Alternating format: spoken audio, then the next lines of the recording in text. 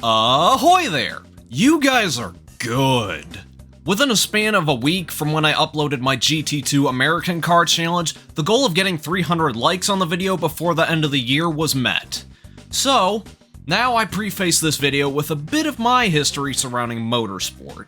I'm not the biggest fan of motorsport IRL, which is insane for someone who talks about racing games all the time. I don't know, man. I don't have the attention span to watch a full race these days. I also couldn't care less about any driver storylines. You can keep your Verstappens and your Earnhardts. What I will admit, however, is that motorsport does have at least one saving grace: the race cars driven by said drivers that contribute to their lore. And nothing says 90s racing like Formula 1. Scuderia Ferrari, McLaren Mercedes, Williams, Jordan Mugen Honda, all iconic racing machines. So I thought it was pretty cool to find these F1 cars and more added into Gran Turismo 2 via the A-Spec mod, complete with its own standalone championship series. Because the goal of the American Car Challenge was met, and because I'm not bound by any challenge rules this time, this means I can tackle this championship in any F1 car I can get. There's a couple of problems though.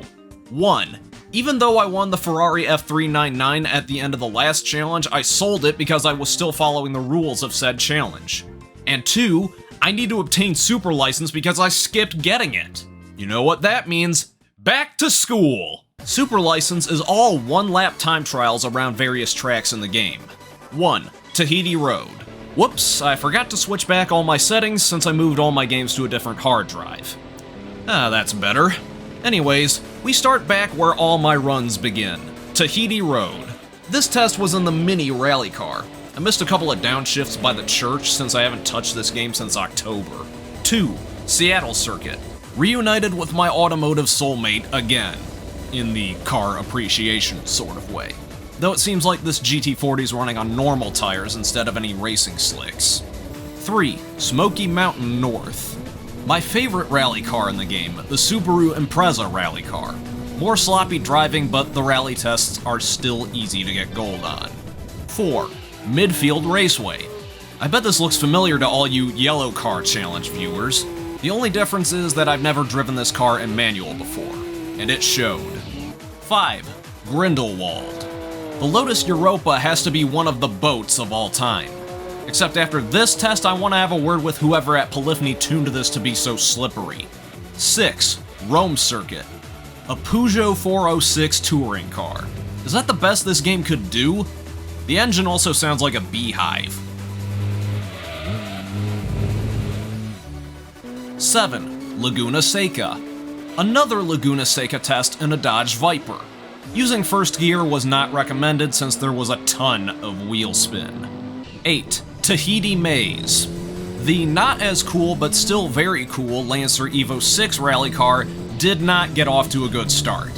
Maybe because smoking is still bad for you.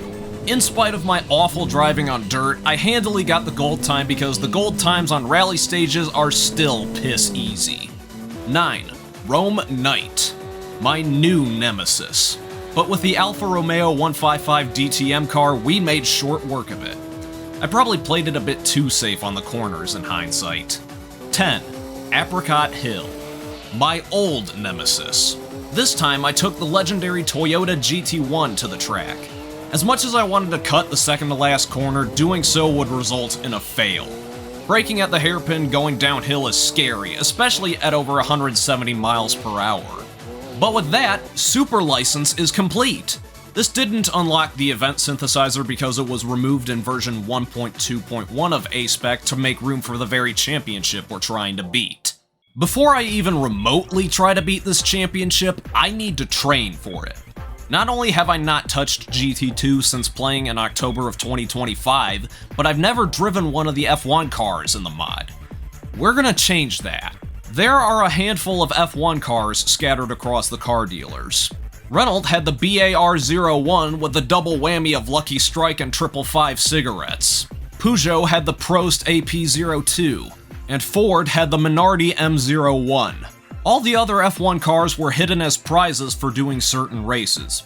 Checking on the mod's website showed that most of the F1 cars were prizes for endurance races.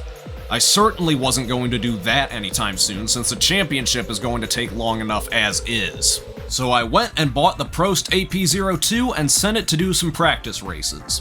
Where else to test than GT All-Stars Race 3 at Red Rock? Yeah, this thing certainly doesn't handle like anything I've driven in this game. This car does not like max downforce, and it might have too much grip with super soft tires. After a few laps tweaking the settings, I moved on to the real world test to see how it would do in a real race. Unsurprisingly, it trounced the competition.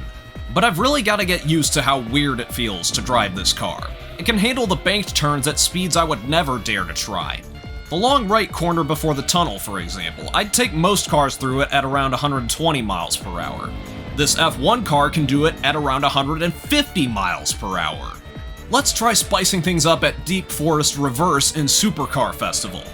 This is what I think is the F1 car's biggest failing: its inability to handle uneven terrain. No suspension tuning can be done to it. Now let's try mixed tire compounds at Autumn Ring in tuned NA Car number 1 Cup. I ran medium slicks in the rear and soft slicks in the front to try and make the car more stable in the turns. I'm no expert at tuning, so I largely have no clue what I'm doing. I don't know if the problem lies in the differential or the tires. Maybe I'll look at diff tuning next. I went to try a test run at Deep Forest Reverse again, but I forgot there was a bug with the car's standstill acceleration when using the gear trick. The car simply refuses to accelerate when not revved up. Instead, I went to Laguna Seca in GT All-Stars 5 for further testing. That track has uneven terrain, and GT All-Stars races are a rolling start. Test run number 1. Okay, but still struggled around the corkscrew. Test run number 2. Significantly stiffer but less loose. I might be onto something. Test run 3. Reintroduced some responsiveness that offset the tire compound switch, but also reintroduced instability. Test run 4.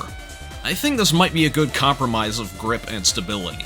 Let's try Deep Forest Reverse again. Still a bit squirrely with all the track's bumps, but I think I'm getting the hang of it. This might just work out after all. One last test, Trial Mountain in Race 3 of UK Nationals. It was all going well, but I was felled by uneven terrain. I tried medium slicks on both ends and adjusting brake balance, and I did win, but barely. The AP02 isn't a sprinter compared to the TVR Speed 12. Whew. I took a breather, and then it was go time. 3, 2, 1.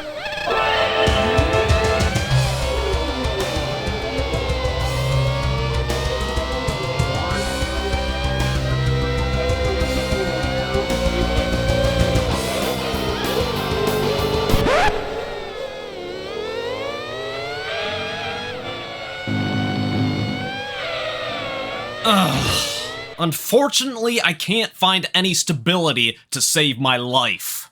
Then I remembered, what about those other things in the tune shop? You know, traction control and active stability control?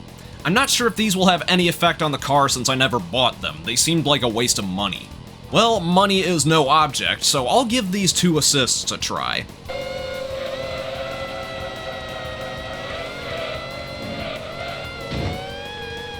But try as I might, I could not contain the AP02 as it kept wanting to slide no matter what I did.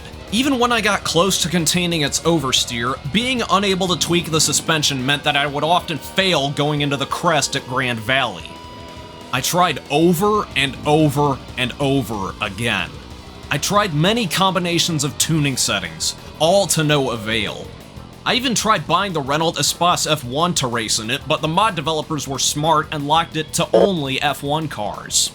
I even switched to automatic transmission as a last-ditch effort. My rationale was that I wouldn't have to focus on when to shift gears, only how fast I needed to go. Unfortunately, this attempt ended much the same, spinning out after jumping the crest. If every attempt was going to end much the same, then I knew that I just wasn't cut out for this event.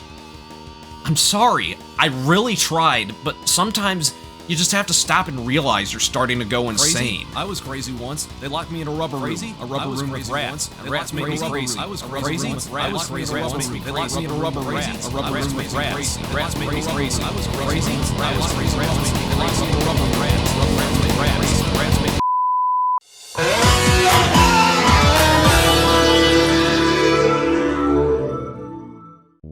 Although I couldn't get the championship done, I'm not calling this a failure. I'm calling it more of a learning experience. Driving an F1 car with GT2's physics was surprisingly engaging. The AP02 took some corners that most other cars could only dare to try, and at higher speeds no less, and was faster than mid-level race cars and some supercars. But its sensitive suspension made it nearly impossible for me to control under race conditions against a level playing field. Victory was not mine today, but I do see myself revisiting this championship in the future. Assuming the random GT World League prize car fits the bill, of course. I don't know when I'll complete the first race of the series, let alone the entire thing. But you never leave a job unfinished. Got any tuning tips for these F1 machines or any good driving advice? Leave a comment. Sorry if I disappointed you, but you can't win them all. Until the next annual GT2 challenge run, this has been Squiddy the Kid, signing off. Like, comment, subscribe, and all that jazz.